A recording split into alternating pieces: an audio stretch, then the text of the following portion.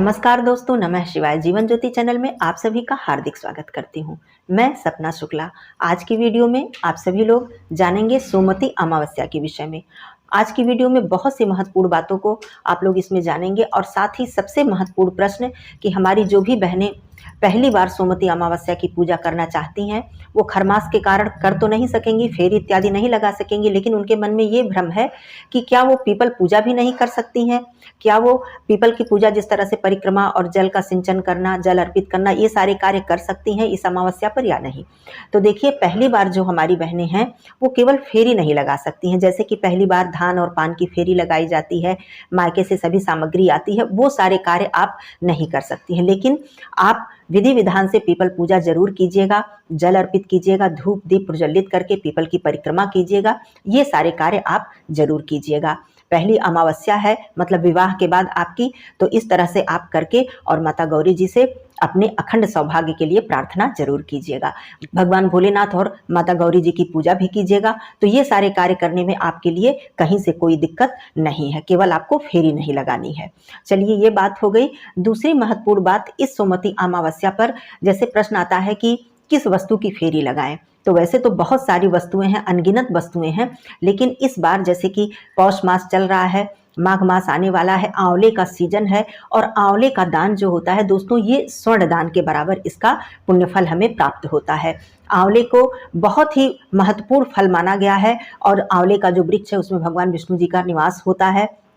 तो आप सभी लोग यदि आंवले से फेरी लगाती हैं तो ये बहुत ही शुभ है। वैसे वस्तु बहुत सारी है, उसकी कमी नहीं है, लेकिन यदि हो सके तो आप लोग आंवले की गिनती करके और आंवले की फेरी जरूर लगाइएगा, क्योंकि सीजन के अनुसार यदि हम जिस वस्तु की फेरी लगाते हैं उसका पुण्यफल हमें अत्यधिक प्राप्त होता है। दूसरी बात, आप सुहाग की वस्तु से भी फेरी लगा सकती हैं। दूसरी बार का तो हल्दी की गांठ और तीसरी बार सिंदूर से फेरी लगाते ही हैं, लेकिन और जितनी बार भी हम लोग फेरी लगाते हैं तो अलग अलग वस्तुओं से लगाते हैं। जैसे कि आप लोग लौंग, इलायची, सुपारी, काजू, किशमिश, बादाम, इन सारी वस्तुओं से भी आप फेरी लगा सकती हैं। सुहाग की वस्तुओं से भी आप लोग फेरी लगा सकती हैं। पूजा पाठ से संबंधित वस्तुओं से भी आप लोग फेरी लगा सकती हैं, जैसे जिसकी सामर्थ्य हो। लेकिन आंवला मैंने इसलिए बताया कि ये अत्यधिक पुण्यदायी है और इससे आप लोग फेरी लगाएंगी तो अत्यधिक पुण्यफल की प्राप्ति होगी। तो ये कार्य आप लोग कर लीजिएगा।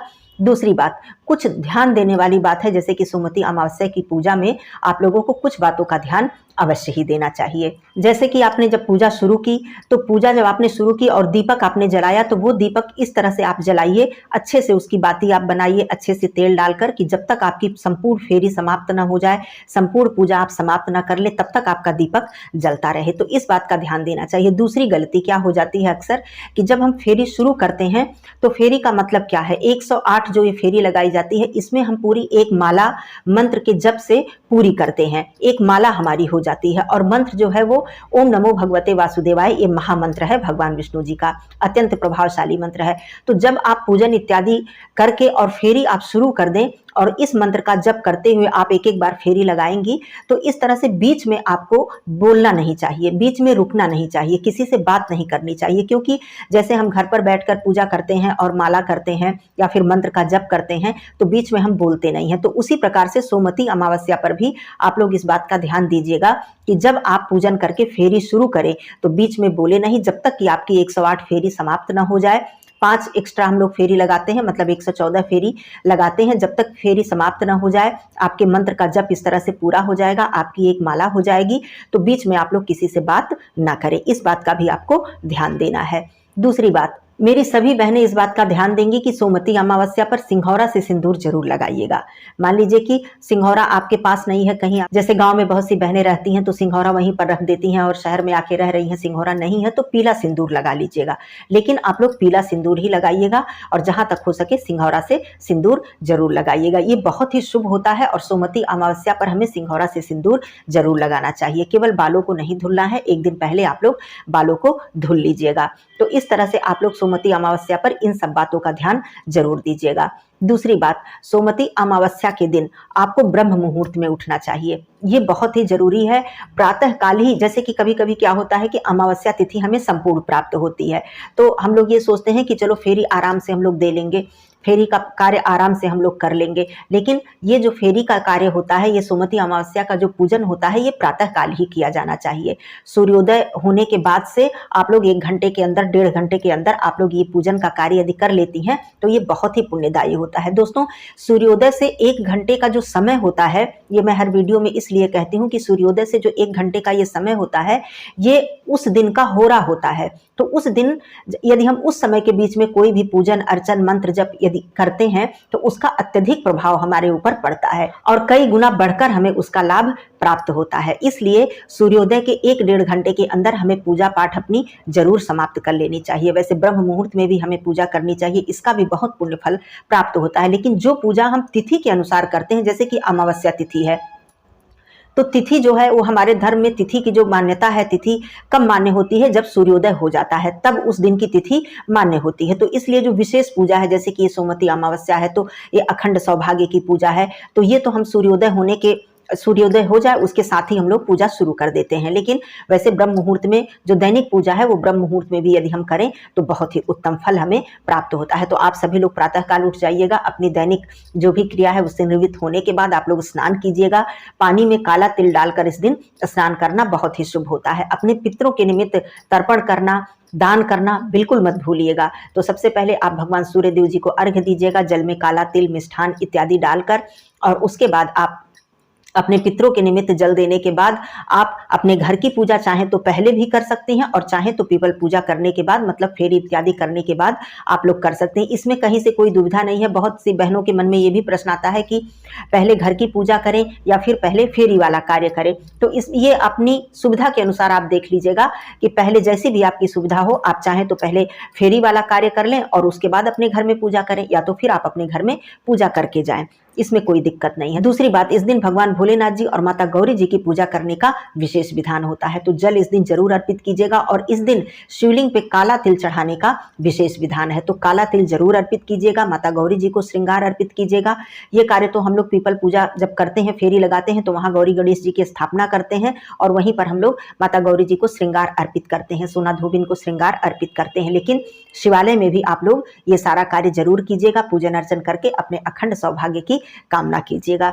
दूसरा कार्य, दान। जैसे कि ये जो सारी सामग्री है हम पूजा इत्यादि करके इसका दान कर देते हैं, लेकिन अलग से आप अपने पितरों के निमित्त सीधा जरूर निकालिएगा, दान जरूर कीजिएगा, जिसमें कि कुछ श्रृंगार की सामग्री आप लोग रख दीजिएगा। इससे हमारा अखंड सौभाग्य बढ़ता है, इससे हमारा सौभाग्य अखंड होता है। तो ये कार्य जरूर कर दीजिएगा। दूसरी चीज, संध्या के समय आपको दीपक तो जलाना ही है। मैं हर अमावस्या की वीडियो में बताती हूँ, पहले भी बताई हूँ कि आप लोग संध्या के समय अपने पितरों के निमित्त सरसों तेल का दीपक जरूर ही जलाइएगा। तो सोमवती अमावस्या पर दोस्तों ये सारे कार्य आप लोग कीजिएगा। फेरी लगाते समय बिल्कुल ध्यान से, ठंड बहुत ज़्यादा है, ध्यान दीजिएगा, अपने सेहत का भी ध्यान दीजिएगा। और किस तरह से आप लोग अपने घर पर ही पूजन कर सकती हैं, जैसे पीपल वृक्ष न मिल पाए या जिन बहनों का स्वास्थ्य नहीं ठीक है, बहुत दूर है, नहीं जा सकती हैं, ठंड का मौसम है, तो घर पर कैसे संपूर्ण पूजा कर लें, इसका वीडियो चैनल पे है, आप लोग देख लीजिएगा और कहीं से कोई दिक्कत नहीं होगी। संपूर्ण पूजा आप लोग घर पर भी कर सकती हैं सोमवती अमावस्या की, माता तुलसी जी के पौधे के समक्ष, जिस तरह से हम लोग पीपल वृक्ष के समक्ष करते हैं। तो इसकी भी विधि मैंने दी है, आप लोग चाहें तो देख सकती हैं। तो इस तरह से सोमवती अमावस्या पर इन सब बातों का ध्यान दीजिएगा। दूसरी चीज, हमारी जो भी बहनें फेरी लगाएंगी, पूजन करेंगी, वो काले वस्त्र धारण ना करेंगी अमावस्या पर। और खास करके सोमवती अमावस्या जब पड़ती है तो ये अखंड सौभाग्य की पूजा होती है, तो इसमें आप लोग काले वस्त्र धारण मत कीजिएगा। लाल, पीला, हरा, गुलाबी, इस तरह से वस्त्र धारण करके आप लोग सोमवती अमावस्या की पूजा कीजिएगा। बहुत बार ऐसा भी हो जाता है कि जैसे साड़ी का सेट है, ब्लाउज ब्लैक कलर का है और साड़ी किसी अलग कलर की है, तो इस तरह से हम लोग धारण कर लेते हैं। लेकिन जहां तक प्रयास करें कि काले रंग के कपड़े पहनकर सौभाग्य की पूजा, हमें वैसे कोई भी पूजा नहीं करनी चाहिए, लेकिन अखंड सौभाग्य की पूजा है तो ये विशेष रूप से आपको नहीं करनी चाहिए। अब पीपल वृक्ष के पास और क्या क्या आप अर्पित कर सकती हैं, तो देखिए, आप फल, मिष्ठान, वस्त्र, इसमें जैसे पुरुष के भी वस्त्र आप अर्पित कर सकती हैं, महिलाओं के लिए संपूर्ण जो साड़ी का सेट होता है वो भी अर्पित कर सकती हैं माता गौरी जी को या सोना धोबिन को, ये सारी चीज भी आप अर्पित कर सकती हैं। अब इसमें से बहुत से लोगों के यहाँ नियम है कि वस्त्र अर्पित करके प्रसाद के स्वरूप में हम धारण करते हैं और बहुत से लोगों के यहाँ इसे दान कर देते हैं। तो ये आप देख लीजिएगा, आपके यहाँ यदि जैसा भी नियम हो तो आप लोग इसे पहन भी सकती हैं और इसका दान भी कर सकती हैं।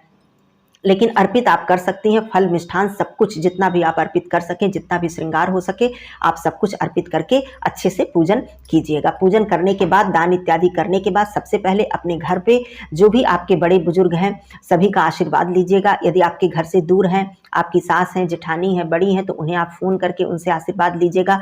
इन सब मौक़ों पर, इन सब समय पर हमें अपने बड़े बुजुर्ग का आशीर्वाद जरूर लेना चाहिए, क्योंकि भगवान के बाद उन्हीं का स्थान होता है और उनका आशीर्वाद हमारे जीवन में, हमारे कल्याण के लिए, हमारे सौभाग्य के लिए बहुत ही जरूरी होता है। तो आप लोग ये कार्य भी जरूर कर लीजिएगा। दूसरा कार्य, इस दिन कभी भी तामसिक भोजन का सेवन या अपने घर में कोई भी परिवार हो मांस मदिरा इत्यादि का सेवन आप लोग बिल्कुल मत कीजिएगा। मतलब घर में कोई भी परिवार इस सब चीज़ों का सेवन बिल्कुल ना करें, भूल के भी ना करें।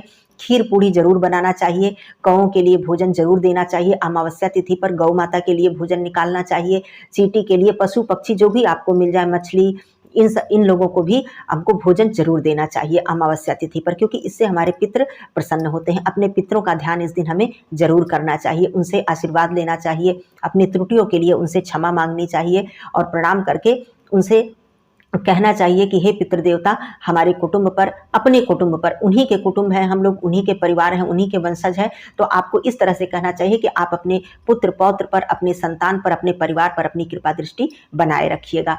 तो इस तरह से उनका आशीर्वाद, जिस तरह से हम भगवान का आशीर्वाद लेते हैं उसी प्रकार से हमें अपने पितरों का आशीर्वाद जरूर लेना चाहिए, उन्हें प्रणाम करना चाहिए, उनका ध्यान करना चाहिए।